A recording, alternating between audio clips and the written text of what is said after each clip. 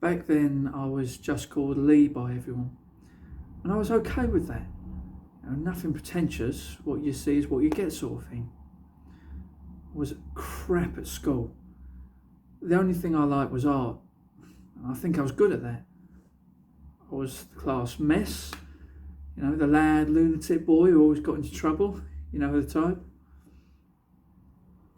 At home, I would look at all these posh fashion magazines that my sisters would get from W.H. Smith's. And looking at all these dresses and boring designs, I thought to myself, they're all fucking shit. I could do better than this. So, I went to college. I found my right level of weirdo. Mum was happy as long as I was, and my dad, well, he just grumbled away like he normally did. My teeth were rotten, and some twats called me Stony after Stonehenge because of my uneven and jagged teeth. And yeah, my breath smelled like fresh diarrhea most of the time, and I was fat beyond acceptable. But you know what? That was me then. A work in progress, you could say. I fixed my math and my weight when I made my first million, didn't I? After college, I became an apprentice for some tailoring firms in London, and then I went to these famous fashion houses in France. All working for free, of course. Gaining the experience, the knowledge of how to create from fabrics and textures. That was worth more than money to me at the time. I got a reputation for my creative cutting. I was told I was a natural tailor. Izzy knew how bright my stars shone. She was a stylist for the magazines and my best mate.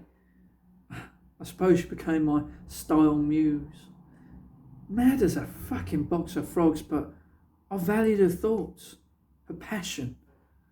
Besides my family, she was the only one I could trust. Izzy thought I should drop the Lee name.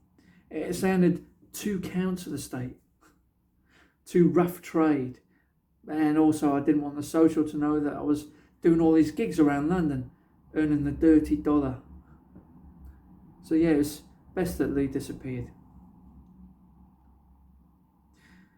Becoming Alexander McQueen, well, it did have a better ring to it. With a name like that, said Izzy, well, it could open more doors. It had an elegance of its own.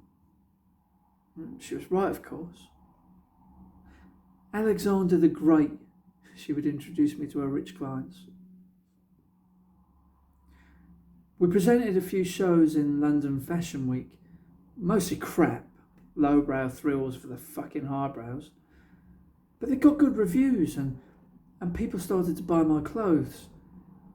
They started to notice what I was doing, and this made me feel good. I met a lot of good-looking blokes and probably shagged way too much for my own good, but c'est la vie. This is what kept me going.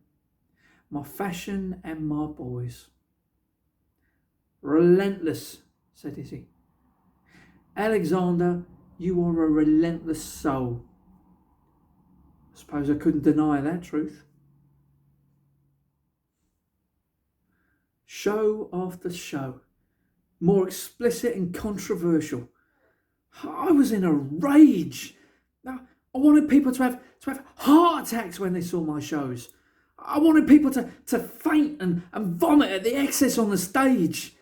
I wanted people to understand what I was trying to create. It wasn't just about the clothes. It was about a fire, a passion, an urge to be heard in all the blandness, vanilla of the fashion industry. Izzy knew what I was trying to say, what I was trying to do. I miss Izzy. One day, a few years before I went to sleep, she drank weed killer. She never woke up. Silly cow. I think she was trying to make some sort of statement, but it all went tits up. That's the creative world for you. Don't know why she wanted to top herself. Bit extreme. I often wondered what weed killer must have tasted like. She never talked about her demons, even to me. I do know we were very much alike, yet so very different, if that makes some sort of sense. After Izzy left me, life continued to be a creative whirlwind. The way I liked it.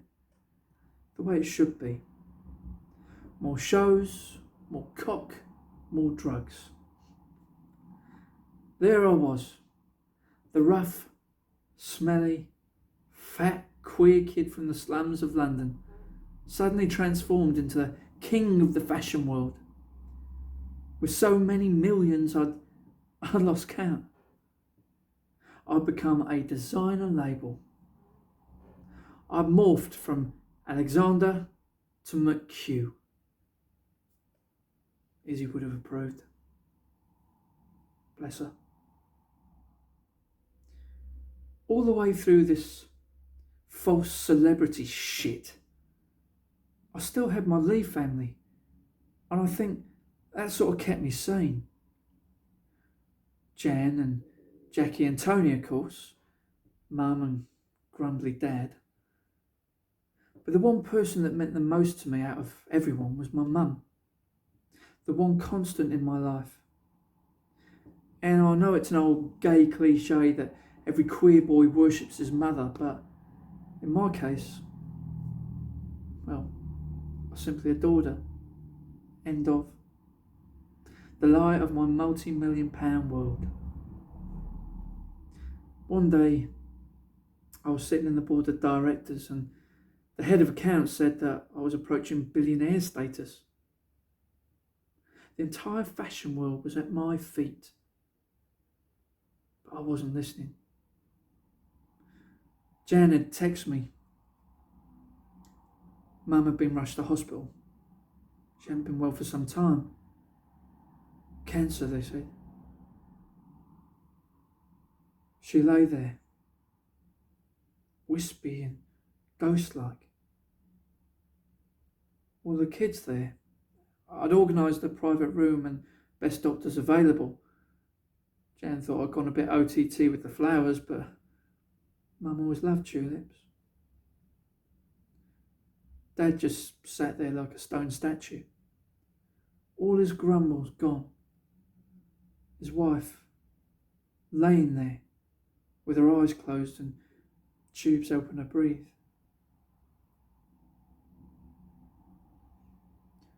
We all cried when she stopped breathing.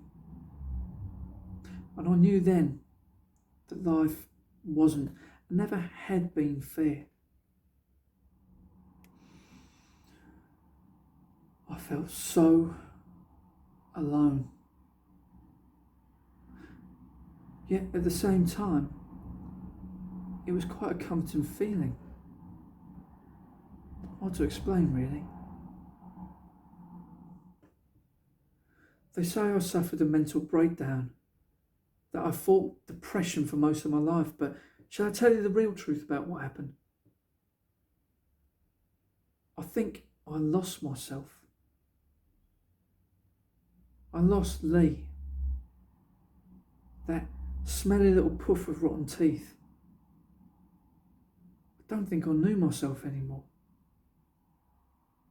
What the fuck was McHugh about anyway? The night before Mum's funeral, I was playing Bjork. I love Bjork. I was all alone in that dark apartment, and I thought, I have everything. I'm successful, I'm at the top of my game, but I'd lost who I really was. I wrote one note that night. It said, look after my dogs. Sorry. I love you. Lee. That's all I needed to say. Myra, my maid, found me in the morning, hanging from the top floor banister.